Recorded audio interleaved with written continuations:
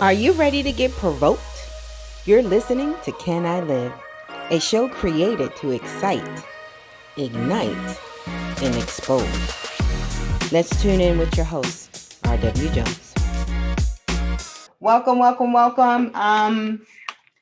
It is the week of Thanksgiving, so I know everybody is probably not traveling because the advisors told us not to travel, and most of us probably don't give a damn about what the advisors are saying, and that's why the COVID numbers are through the roof. And so, ridiculous. Please, please, please. And I think this behavior that we're seeing with COVID could speak to some dysfunction, or at least our relationship between media, government. You have more people thinking it's a hoax. Particularly, I only hear that language from young African Americans who are saying it's a hoax. And okay, fine. I'll tell you this. That's why I dedicated this show to my aunt Barbara Williams. She is my favorite aunt in the whole wide world. She lives in New York public housing. Shout out to NYCHA. You know, they do try hard. I believe NYCHA tries hard. It's just hella problems over there. But my auntie died of COVID. Yes, she was 77. Don't get me wrong, and I hope my family don't come after me and tell me I got her age wrong. She probably was older than that. How old was Aunt Barbara? Somebody text me. She's 70 something. She lived a long, blessed life. I remember Aunt Barbara from the tenant council. Her and her tenant and neighbors used to sit out on the bench, and they were like the tenant patrol. They had a patrol that used to make sure that, crime wasn't happening. And they had no guns, they had no badges, they had no billy club sticks, they had none of that. They just had each other. And they sure enough would sit right there on that bench out there on Lauren Avenue. She lives in the pink houses. They call it Louis H. Pink houses. And they would just make sure it wasn't going down. Whatever you thought was happening, it was not happening.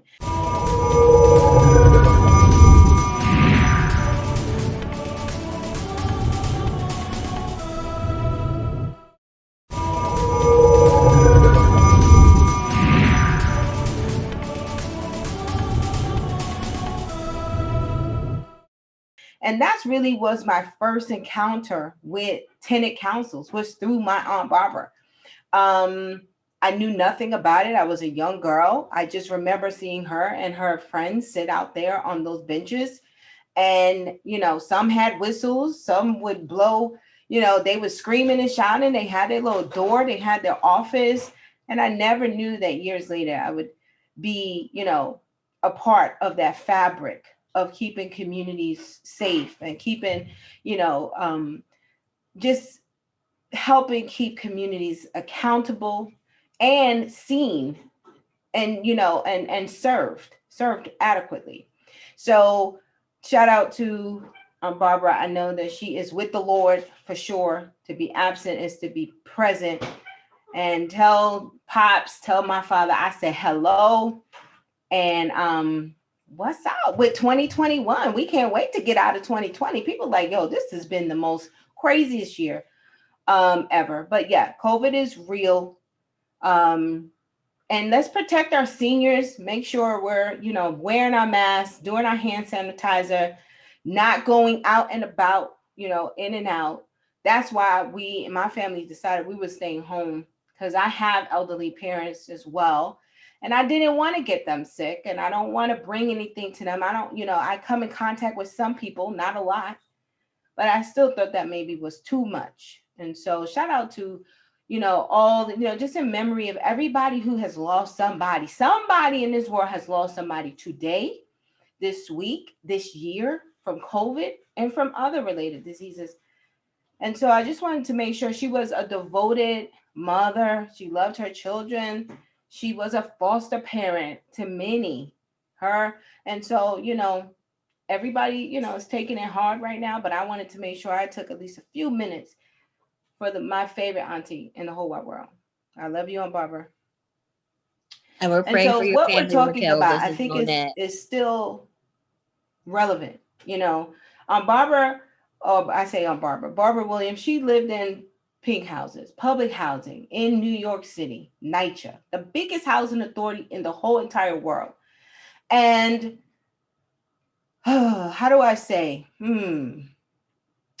Remember in the beginning, I can't find my book, The Color of Law. There's a book called The Color of Law. And in it, it tells us very clearly how the United States, HUD, particularly before it was called HUD, they were very, very instrumental in not just breaking down the fabric of Black wealth before it can really even get established. Well, it was established, they broke it.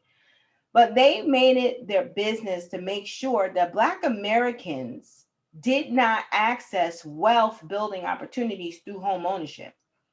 And, that's where the redlining came in, the blockbusting. That's when in the legislation, government is on record. Our government is officially on record stating that if you had a house and you sold that house to a Black person, that you couldn't, and or the presence of Negroes brought your value down tremendously. And so I am a little perplexed at the fact that they don't even want to talk about reparations when they're on record causing the wealth gap from the beginning. So I'm just hoping, and I'm going to tell you, don't keep your fingers crossed. I know for sure Biden and Kamala, they're going to go in there and they're going to do the best that they can. But I promise you, they are only two people. Congress is only, 500 something, just, we have the power and we have to create the changes. And part of this podcast is called the Section 8 vouchers. Is it the golden ticket? Do you know that you can purchase a house with your Section 8 voucher? Most people don't even know that. But let me just tell you something, and let's talk about the mindset. Now, whether it's a mindset we adapted, we adapted out of force, we took on because we had to. But when the subsidy was given, subsidies was first given to white America. And then I think the NAACP back then was very instrumental in making sure that that subsidy crossed over into African Americans. And then once, urban renewal, they call it urban whatever, where they started to get the GI Bills and they started to build and develop into Long Island, and all of the veterans were coming home and they started to build out Levittown, all of those places in Long Island, and started to give and pay white people to move out there, fund their whole transition to these suburbs. And then it left these, what we know today as public housing, but it left these apartment buildings, these communities vacant. And so it was very, very, like the writing was on the wall, like, what y'all doing? Like, there's homeless people here. There's people living in shanties. There's people shacking up 5, 6, 7, 8 in a house. And you have empty rooms, empty apartments? No, sir. And that's when they started to populate the poorest of the poor into these public housing communities, stripping them of every opportunity there was to do anything, build wealth, please. Now, white America, if you have known, has built its wealth off of real estate.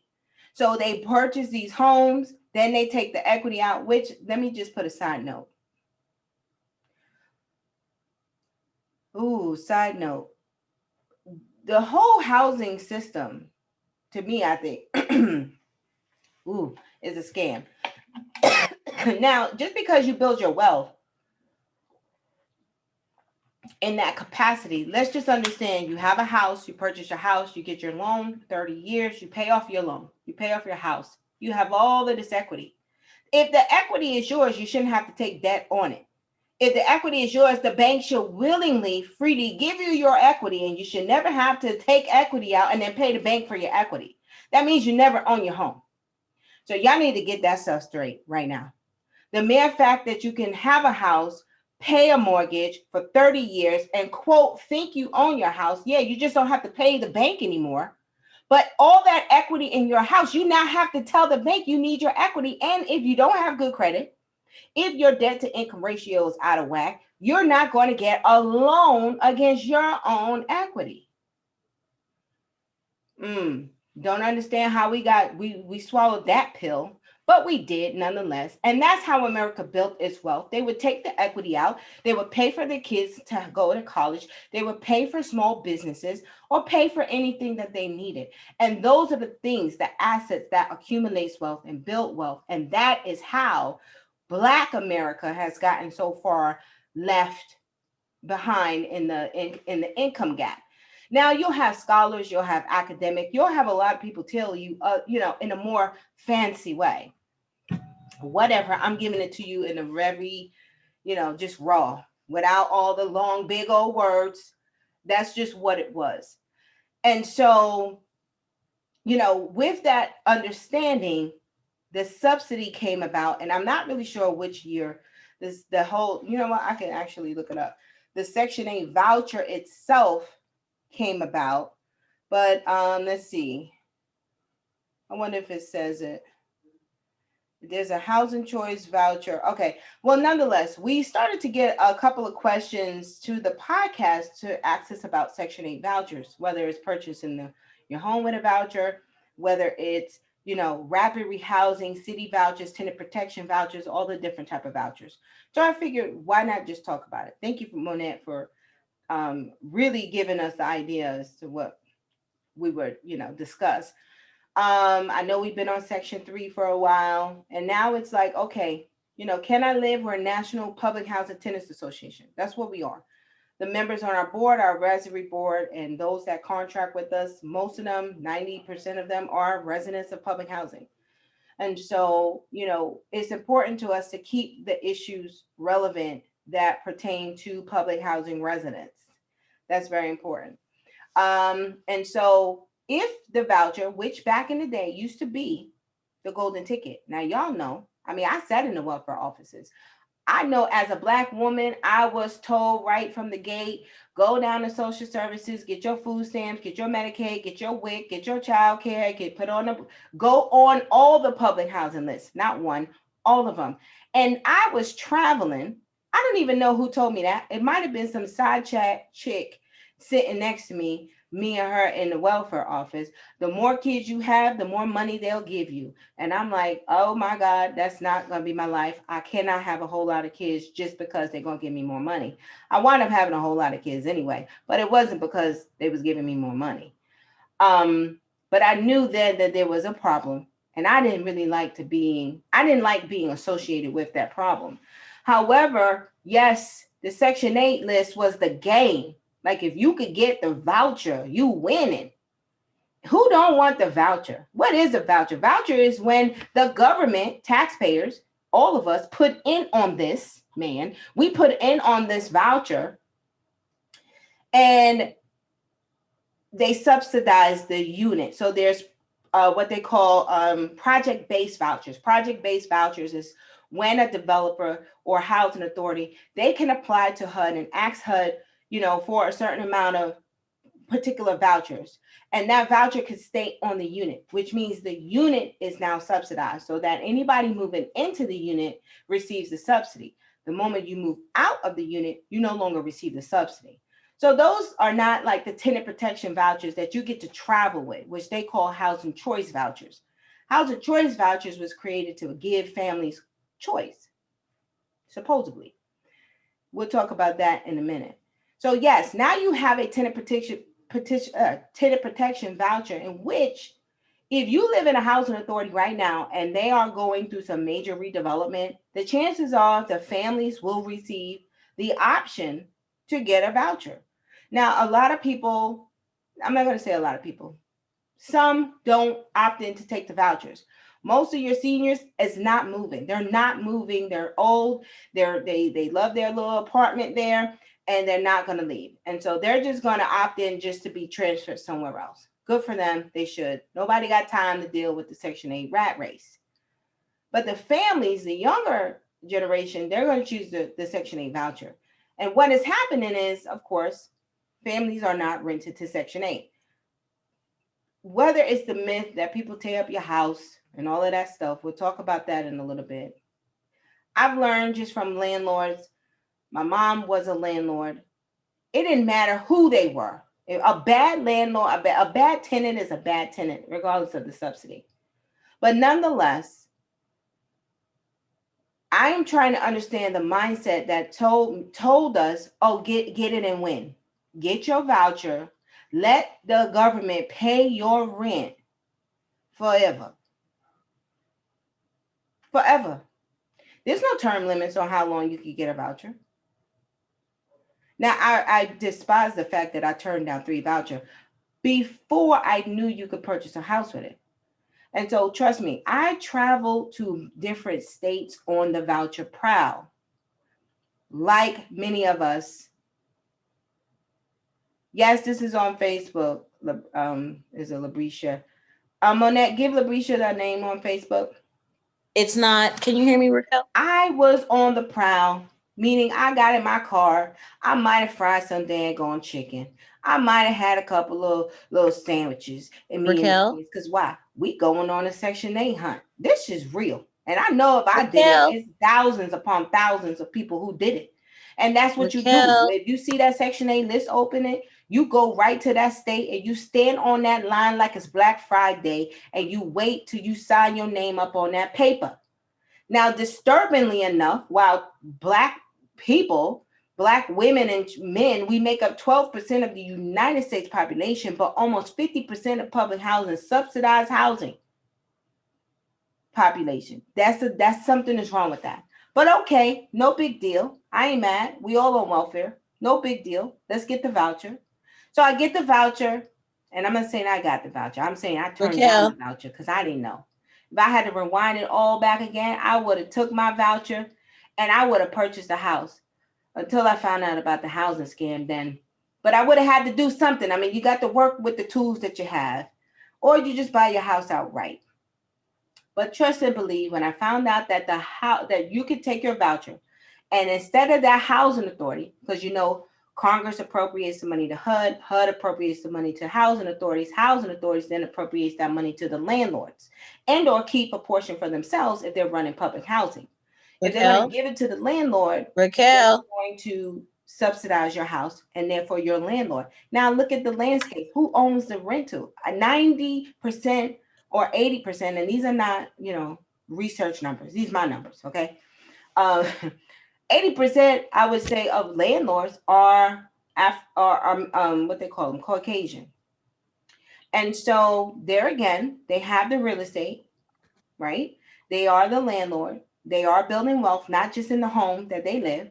So their home, they've probably refinanced, got the money to purchase another home, and they're going to put a Section 8 renter in another home. Now that Section 8 rent, depending on where they live, is paying for that mortgage and probably a profit to pay for the mortgage of their first house. And then you just reinvent the game all over again. And now you got residual income, profit, you got wealth. And so where was it? Hold on, what's up on that? I can't. I need you to unmute I can't me. hear you. Right. I'm unmuted. I can't. I can hear you, but you can't hear me. I don't understand. Hold on. Let's see. Let's see. Now that's not cool. So you can hear me, but I can't hear you. Um, let's see. Don't what I'm not gonna read lips. Hold on, hold on. Um, yeah, I don't know.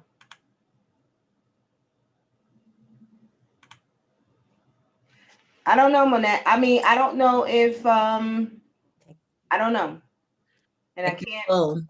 Check your phone. Who's going? What now? I'm reading sign language. What about to Yes. Check check your the phone? phone. Yes. This is crazy.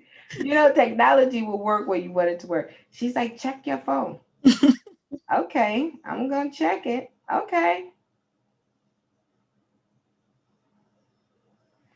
Oh God, I can't see that, Monet. Monet, you got to do that. You will make sure to live. You make sure that because you have my It's sign in. in your settings. Nope, don't do it. Text me. And this is what I don't. This is what we would be trying to avoid. But log into the Facebook and make sure that it's public. It should be. I don't know how to not make it public. And so, especially in the middle of me, let's see. I'm going to try to make it public because last time that was an issue. Save video, edit live video. I don't want to edit. Yeah, I don't know how to do it.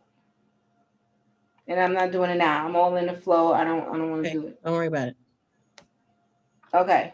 So it should be that way. Are you telling me the same thing that happened before is happening now where you can't see my stuff on Facebook? Yes. Just text me yes or no.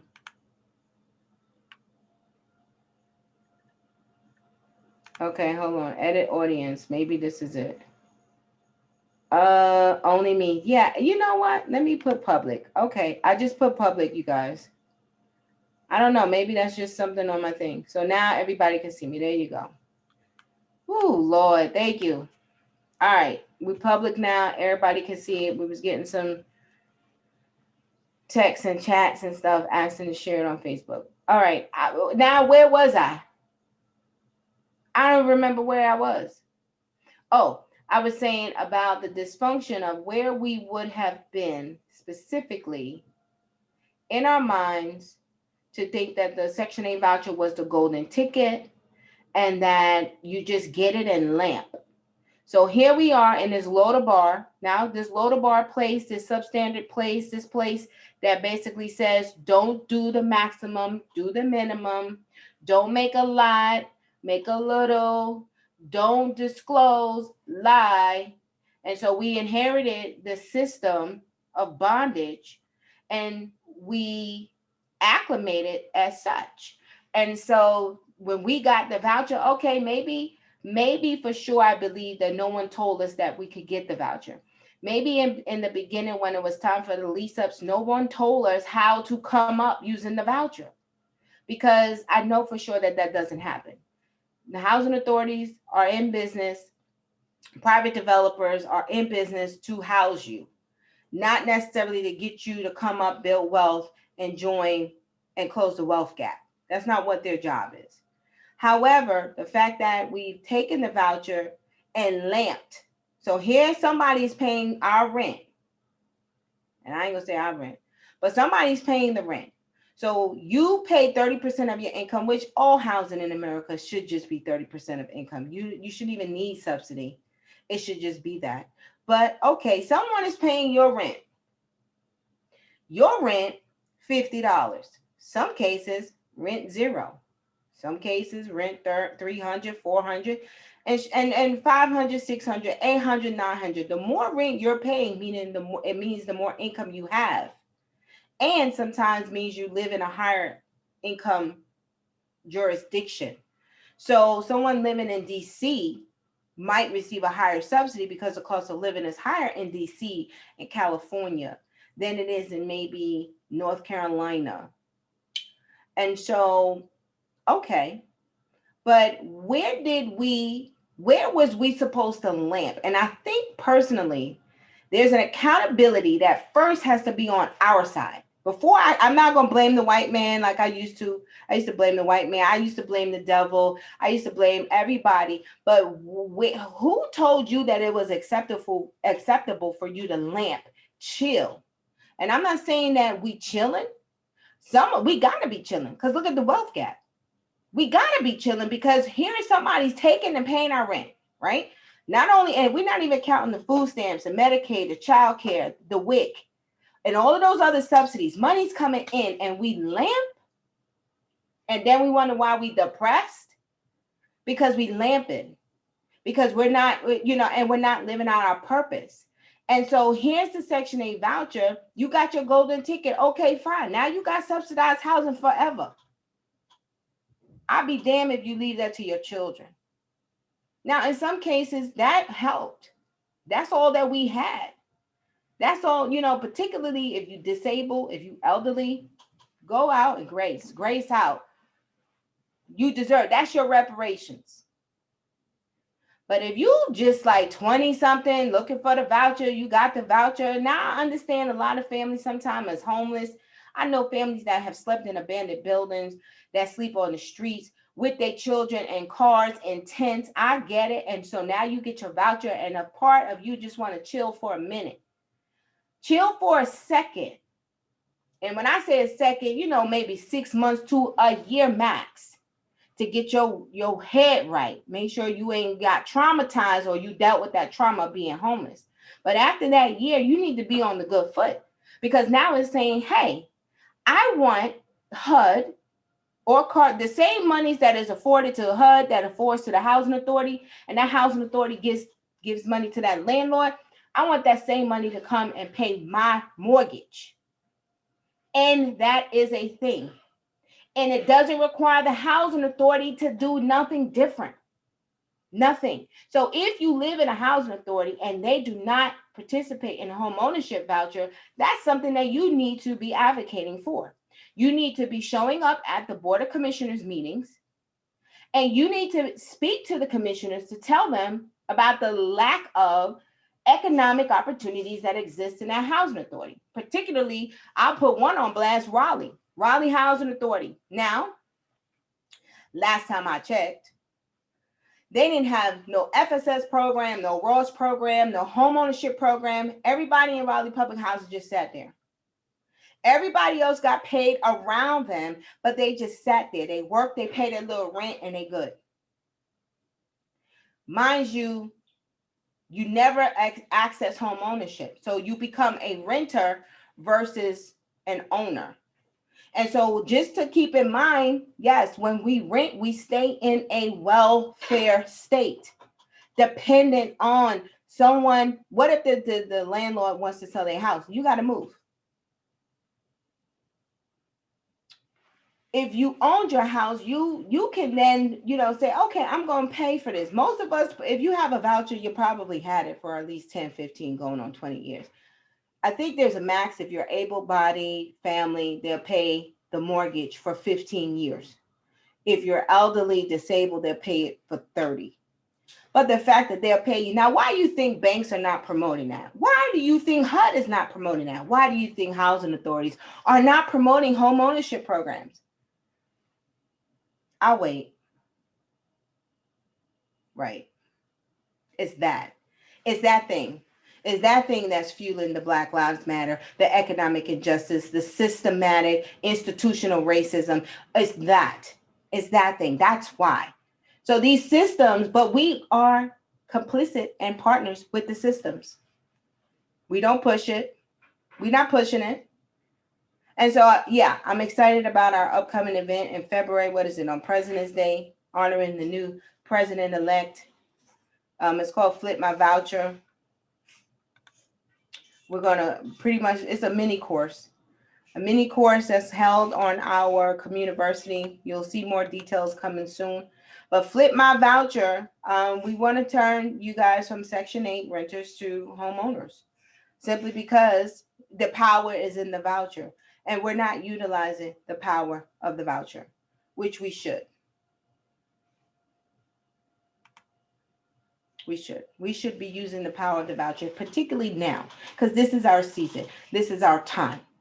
So, okay, come on, let's get it. Let's get credit right. Let's talk about income. Let's talk about, okay, fine. Most of us, it's a cash flow issue, but a lot of us, you won't increase your cash flow if you don't increase skill sets. So we got to do assessments, finding out, first of all, are you working in a job that you hate? Because then your life has no purpose. Are you looking to, fire your boss and become your own? Remember, I told you how I use the educational system and the entrepreneurship system. Those two systems help build my life out of the dependency on welfare subsidies. And so when I was in school, I told you how I used that student loan money. I used that financial aid money. And that money, when I called my caseworker, because I refused to lie to get the subsidy, I basically said, listen, I got this money. What you gonna do about it? And they said they can't count the money. And that's when I knew I would be a professional student. And being a professional student and getting that money, paying my rent off for 3-4 months at a time till my next refund came. That money allowed me to free up where now I can go and sit on a housing authority board. So I was a housing authority board of commissioner for almost 10 years, and I chaired it. I was the chair of that board for about 8.5 years. But if I had a full-time job, I would not have been able to do that. No boss is going to pay you to go take out 2 to 3, 4 hours maybe once a month to go sit on a board.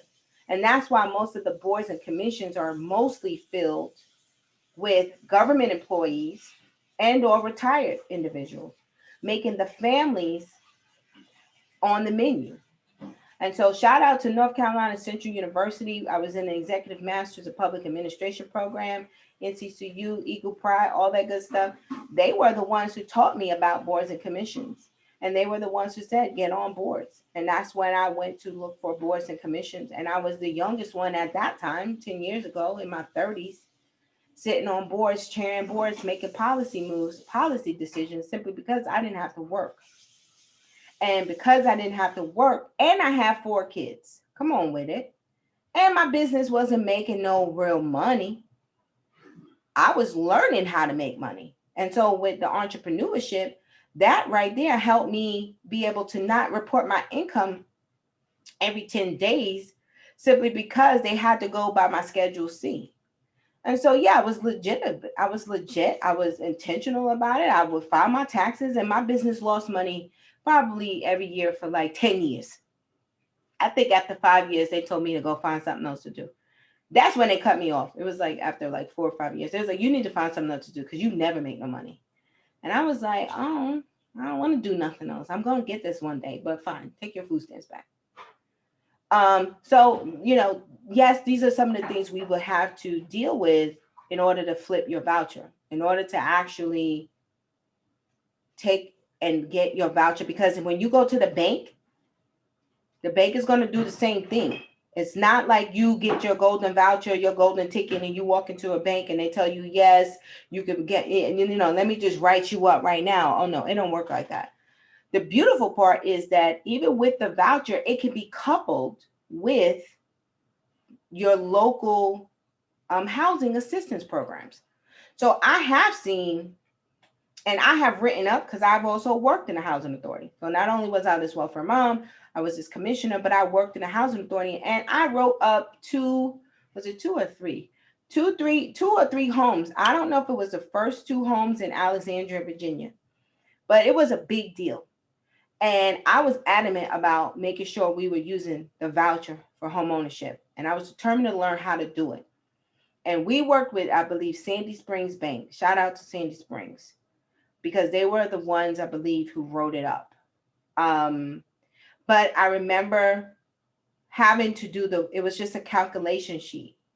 And I was, you had the formulas, you were told what to put in. They account for maintenance. So when you have to fix your house, those type of things are going on the equation sheet, the calculation sheet. The HOA fees go on the calculation sheet. And then, now what used to just be rent and utilities is now rent, utilities, HOA fees, maintenance, and all this other stuff. And then your tenant participation, your tenant payment becomes, okay, here's your tenant payment. And based on the same formula of what you would have purchased, 30% of your income, then you take that calculation sheet, you take a statement from the housing authority that says, here is what we certify that this family will receive this amount of money in subsidy. And what the bank does is count it as income.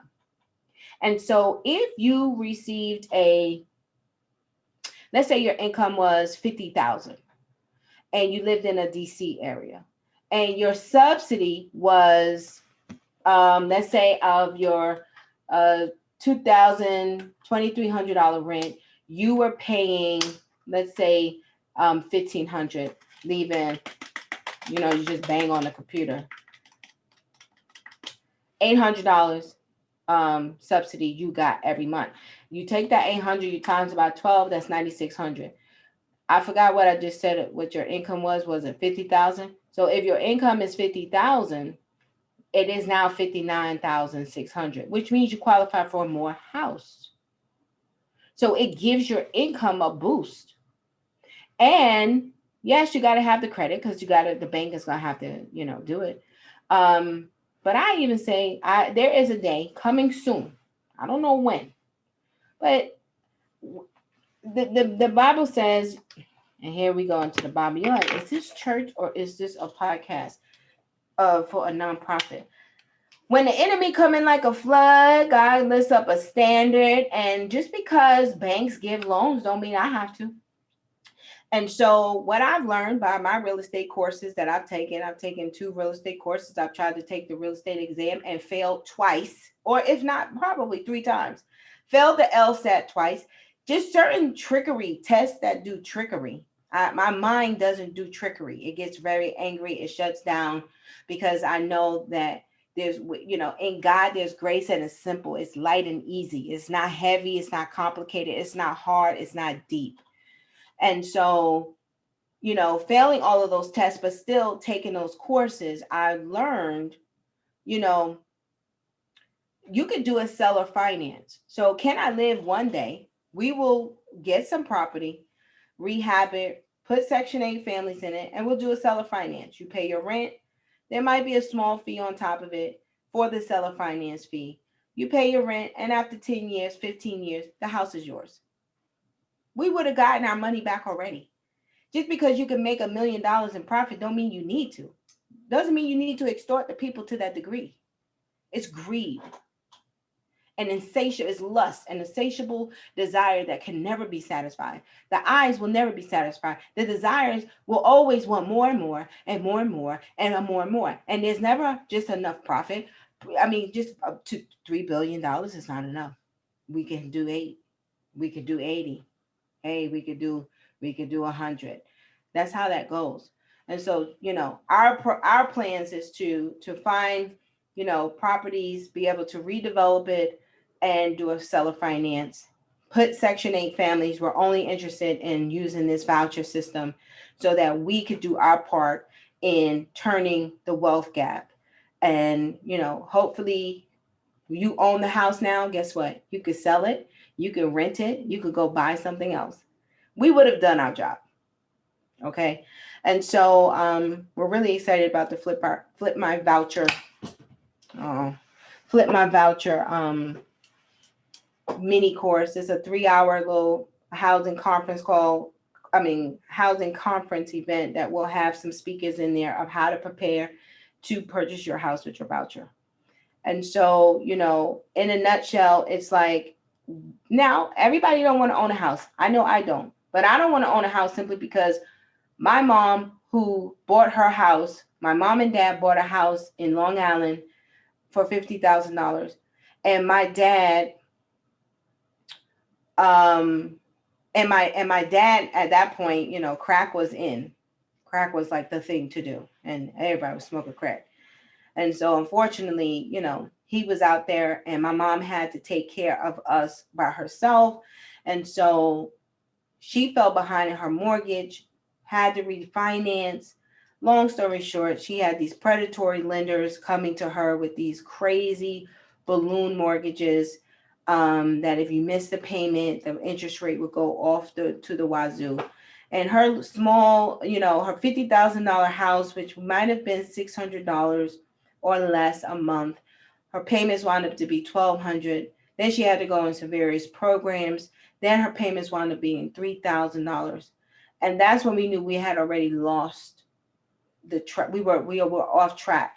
And so a $50,000 house, which was now praised today at over $500,000, she would have paid at $3,000 a month. She would have paid $1,000,000 for the house. And so the house was $50,000. She would have paid $1,000,000 for the same house with no renovations. And so we knew that this game was rigged. It was set against us. And if you were poor and couldn't afford an attorney, you already lost. And so it's even more important for those that want to do right. If you want to do right, if you want to serve in capacities that, where greed is not and profit is not your number one motivator. And so, I'm going to say shame on us also. Shame on us for just taking a voucher and living this very low to bar life. God has more. God is more. You are more. You are greater. We are greater. And we should have taken that voucher and we should have maxed and leveraged the hell out of it. Not the hell out of it. I say the heaven out of it. We should have just maxed it, but we allowed it to keep us low. And some of us are so low we can't even get up, because in that low state of being for so long, you can't be low and happy, because you're not created to be low. You are making yourself be low, and then sets in resentment and anger, frustration and bitterness and unforgiveness and depression, degradation, deterioration, just low, everything low. Shit. How if you gonna stay and submit yourself to a low life, then you gotta accept all that comes with a low life. It's not prosperity, it's not health, it's not wealth, it's not positivity, it's not healthy, it's not love, it's not joy, it's not peace. That comes with the high life. The low life is what you get. And so, hopefully in 2021, we just come up. We say, we don't want your welfare. We want welfare. We want wealth to be fairly distributed among all Americans, because we are that. And so, in a nutshell, someone had emailed us about this rapid rehousing. I just want to tell you that every city, every state, they might have some locally managed housing. And those vouchers, if it's locally managed, meaning if like in DC, the district has monies and they put towards a voucher program, sometimes they get federal monies, but they manage it. Sometimes if it's a city, they might ask the local housing authorities to manage. You really want to find the type of voucher you have. And if it's the tenant protection voucher, the portable voucher that will allow you to move throughout the United States anywhere. And so even finding housing right now with the redevelopment happening, you have housing, people being denied housing, and now you're going to have to turn your voucher back in. And so if you know for sure you are going to opt in for the voucher, you don't only have to look for people that currently take the voucher. I would start looking for people who don't. I'm calling neighbors, friends. I'm calling aunties, uncles that I know who have real estate or rent out their house. And I'm going to say, do you know anybody who might be willing to, become a landlord in the Section 8 housing program?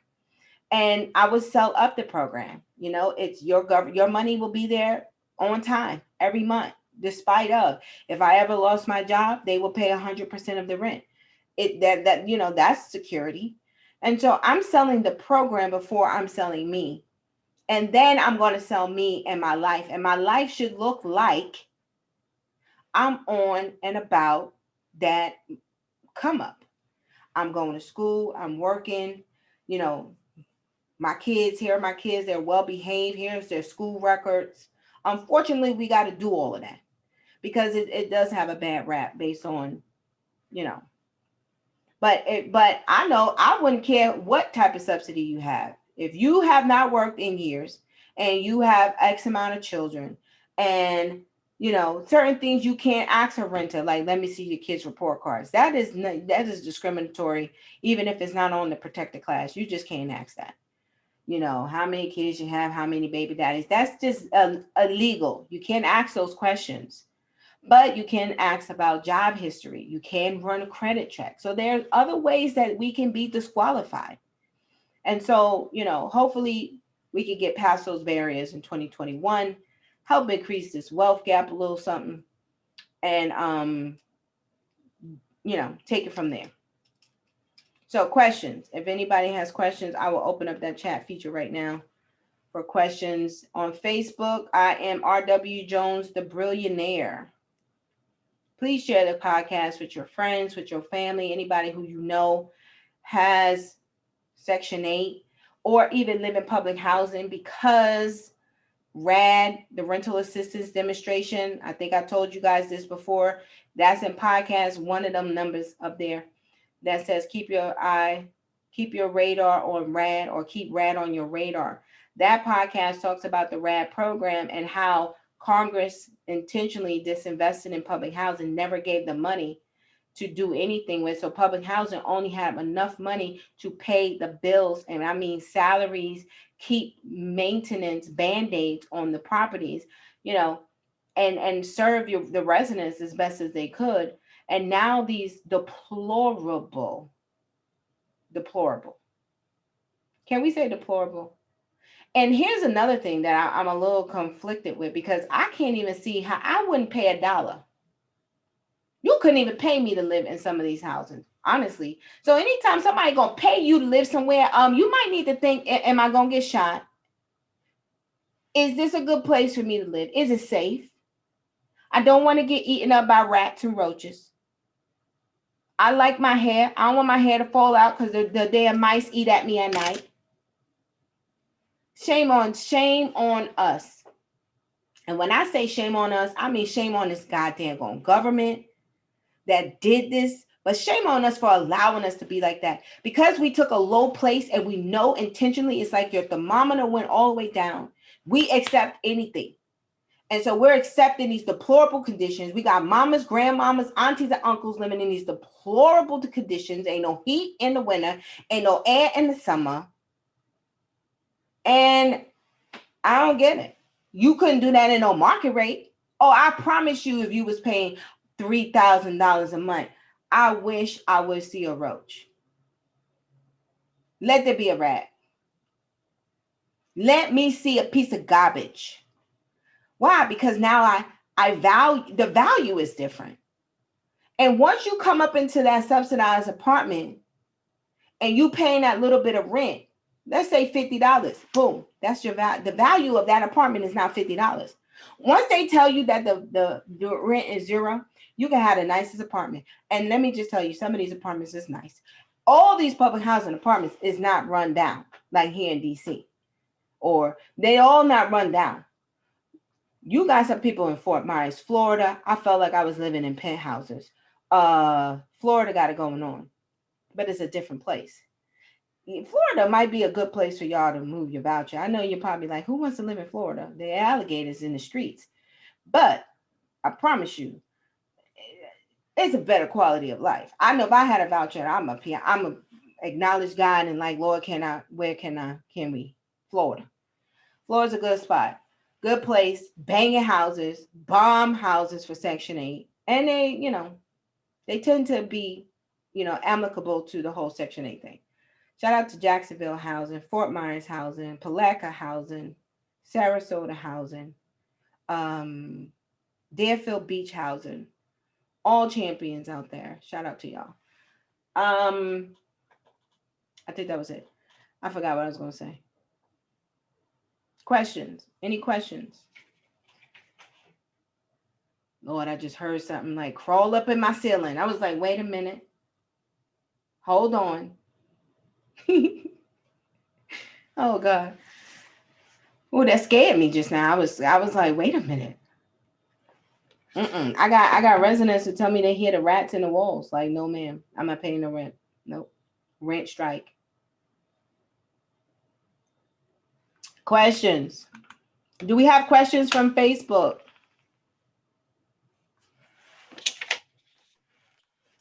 Don't forget, we're gonna save the date. We got I don't have the date up there, but it's President's Day. We're gonna send a shout out to President Biden and Kamala Harris for on President's Day. We're gonna honor that, like give us our wealth. This is our reparations, y'all. Y'all want reparations? We better take it. Ain't nobody gonna give it to us. We better take it. Get that voucher, turn it into your house. Chase said, how do some qualify to get a voucher? So most people know, see, you ain't on that voucher game, Chase. You don't know nothing about that voucher game. Some of us know about that voucher game. So you could actually Google Section 8 opening list. You really probably want to go to I would say local housing authorities, and every housing authorities, it should say Section 8. And then you just look at their Section 8. Most of them are going to say their waiting list is closed. Most of the waiting lists be like 20 years long. However, I would definitely call local housing authorities, find out what the preferences are. And guess what? Which is not cool. You know what's not cool? It's not cool that the game has now even been changed where you got to go into a shelter because shelters give you preference points. So particularly women with children get preferences if you live in a shelter because they trying to get you out. So most women will sacrifice and men will sacrifice and go up in them crazy shelters where the staff masturbate over your bed and some of them. I mean, this not, I don't know. I heard the story. I don't know. I heard it. And it was deplorable.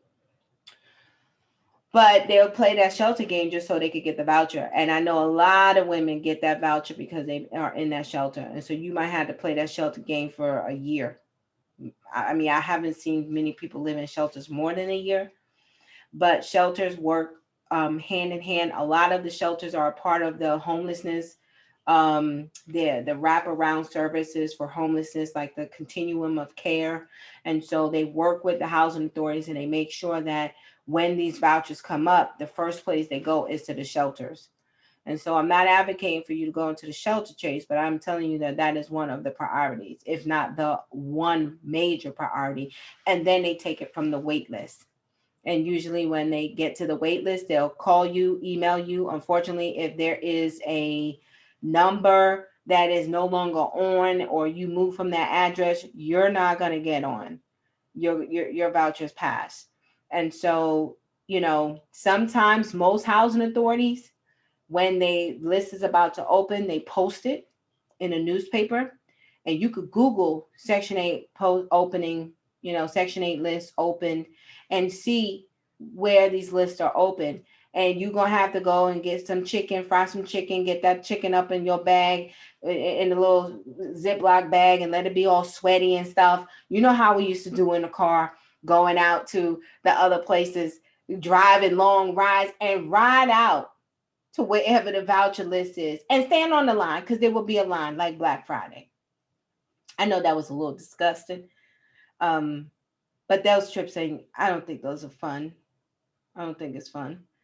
I see Jackie says, I run a 501c3 in Albany. Shout out to Albany. And my only program is housing.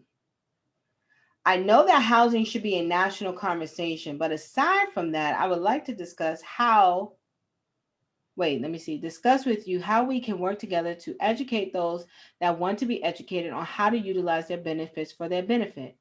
I can be reached at, I know she like, please don't say my number. Um, or please go to rethinkpossibleinitiative.org and you'll see the contact form. Thank you for what you do. Thank you, Jackie. We will do that. On that, we can reach out to her, get her phone number. Oh, she's like, yeah, I already did that. I'm on it. I don't know why I can't hear you, Monette. We really got to test this stuff out. Check your. Yeah, we have to. We have a course called The Great Escape. Oh, she's telling me to look at the phone. We have a course also called The Great Escape course. I did that one. How does someone qualify for the voucher? Yeah. The Great Escape course is exactly showing women how to maximize their benefits, meaning get more benefits, and protect your income as it comes in. So, they don't call me the welfare escape artist for nothing, ladies. I did it successfully. I've done it. I got my right mind. And now I'm out here helping others. And I know that I'm not the only one who should be championing these causes because I know there are other women, many, many women like Jackie, who are out here looking to do it. And so partnership is where that is at because, we don't, nobody, I'm not going to say nobody's knocking on our front door giving us all this money. Not yet. I believe 2021 is the year of the overflow and fullness. I receive it. And so, we're just lifting up a standard, and it takes a long time to build a standard because you have to be in position. You have to create it. You have to be able to access wealth on your terms. And then how do you turn that wealth into, economic impact for your community? So I'll be more than willing and happy. Just email podcast@canilive.org, Jackie. I'll put that in the podcast at canilive.org. Any other questions? It is about that time. It is 7:55. The time went so fast. And if there are no other questions, I'm going to say make sure you check us out on Facebook. Share this podcast with your friends because there is no other podcast on, I was about to say on TV, on in Apple. I know we're in Apple. We're on Google. We're on Spotify, um, Anchor FM, YouTube, Facebook, Zoom. So this information has to get out there. And we're excited about it. Remember, February 17th, 2021, President's Day is the Flip My Voucher mini conference. And so you'll hear some information about that soon. We'll start promoting that and probably in the next few weeks. Just a mini course, little conference. Tell your friends, and let's just make this thing happen. Okay, I got another question. I'm a real estate broker from Labrecia. Is it Labrecia? I'm a real estate broker in Georgia. Shout out to the real estate broker. Yes. How can I help women buy a home with the voucher? Yes. Yes. Real estate. Come on now. We could do some stuff in Georgia. We could work together. Labrecia. I want to say Fresca because it's like breast. It's Labrecia. I can't even. I wish I couldn't even. I'll get this podcast together where I can hear talk. Most of the time, people can't come on and talk, so I'm not understanding why. Breezy, she said you could just. She said, "Let's do it. Just call me Breezy." Yes, Breezy, we could definitely do that in Georgia. Monette, give Breezy our information, please, because I don't have. Even if I don't have the resources to buy real estate, doesn't mean that this plan cannot happen. We just need, and I cannot do it by myself. And so we take this course, we get these banks on cap. We got a couple of banks here, M&T, Sandy Springs. We got to find the banks because a lot of banks. Now, here's another thing. We're going to have somebody from the CRA one day with our Flip My Voucher. The CRA, we're going to have someone from NCRC come on and talk to us about the Community Reinvestment Act money because banks should be lending. And this is how they can get, higher CRA scores. If they're not lending, most banks don't even write these type of transactions. And why not? Why wouldn't you? It's money. Why wouldn't you? And so it's an advocacy effort. It's a concerted strategy that has to hit a couple of different prongs, but you're really working with a housing authority, you're working with a bank. And if that housing authority doesn't have the home ownership program, we definitely need to make sure that they have a resident council who understands, these councils got to move past, cookouts and arguing. They be cussing each other out, arguing, carrying on, fussing and fighting, and just nonsense. But those are most of the resident councils are seniors. Half of them don't even come and put an email out. So cut it out and move and get out the way. Get some strong resident councils and those housing authorities that will advocate for this. Get down to those commissioner meetings. And if that homeownership program is not there, it just needs to be there because it doesn't cost the housing authority any money. If they are administering vouchers, which most housing authorities do, they can have the homeownership program. It's simple as that. Working with down payment assistance programs. And to me right now, I'm going to be honest with you. I'm going to let you know, Breezy, that's a niche. So, and you need to be known in Georgia, Breezy needs to be known as the one. So you might have to start doing some landlord, attending those landlord. If you're a real estate broker, where the landlords are. You got to now start selling these landlords on this program.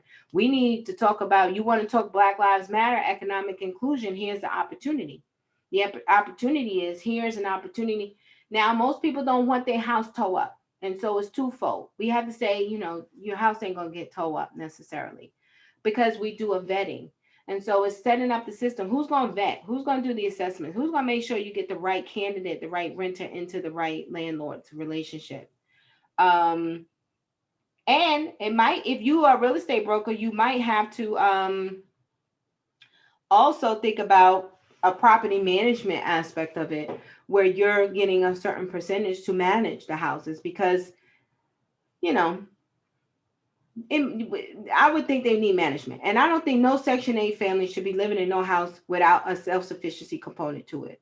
That's where we come in. We have the tools, the resources. We have this online community where we have the tools to help support families. So we just will partner with you to help make that happen. But it's time. So yeah, we definitely need to set up a call. Monet, can you got Breezy's number? I forgot, I can't hear you, but yes, you're right, to the CDFIs. Absolutely. But the CDFIs know this, Jackie. We just gotta hold them accountable. You don't think they know? They know. But the CDFIs could be and should be, since lending to CDFIs or CDFIs who lend out, they lend out to those that might not meet the criteria. But if CDIs are doing loans and home loans, then we need to find out what are their percentages on these type of transactions, the voucher transactions. And I don't know if there's an association of CDFIs, but we need to find out if there is. And the broker, we can work together on this. I have reciprocity in other states. Oh, absolutely. Yeah, that's kind of cool. So yeah, that's another thing. Monet, write that down. CDFI, please. The CDFIs is a good look because CDFIs get funding from the banks because they lend to I won't say lesser, I won't say, the lending requirements are not as stringent as a private bank. And so they take on a little bit more risk. Banks are like risk averse. They don't want to take on any risk. The CDFIs will take on the risk, but they fund certain things. And so we got to look at the CDFIs. If there's a national CDFI, we need to find out. And then we need to try to get, so before this conference happens, I think the CDFI should be on the conference. I think the what is it? Somebody else said it. Real estate brokers, landlords, CDFIs. You write that down on it. Real estate brokers, landlords, CDFIs, and it was somebody else. Oh, NCRC for the CRAs. We can definitely start doing that. Perfect. Thank you for all of that good information. And you got Breezy's phone number, right? And her email, Dawson's Realty. Yeah, that's a niche, and that's a niche that you want to have in 2021 as the economic landscape turns. If it's not economic inclusion, if it's not about economic justice, if it's not about closing the wealth gap, if it's not about, changing the way systems do business, it's part of the old model, which that has been changed. You said sometimes the CDFIs give to community loan funds, which in turn loans to people that are not necessarily in the communities where we would like to see. That's true. That's most times. And I just think that because we're just not positioned. A lot of us just not positioned. We so busy paying that little $50 rent, that little $200 rent, and complaining. Don't complain if your rent is $50. Just don't pay it if you live in deplorable. Don't pay it. Don't pay it if you share in your room with a rat. Don't do it. Any more questions? Okay. All right, guys. So we got your information. Monette will be in touch with you. You guys thank you, you guys. Great information. Great. Thank you for joining Can I Live podcast. Be sure to like us on YouTube, subscribe, share the podcast, enjoy your family, be safe out there in COVID land, protect yourself, be prayed up, and we'll see you next week, Tuesday. You guys enjoy. Have a good night.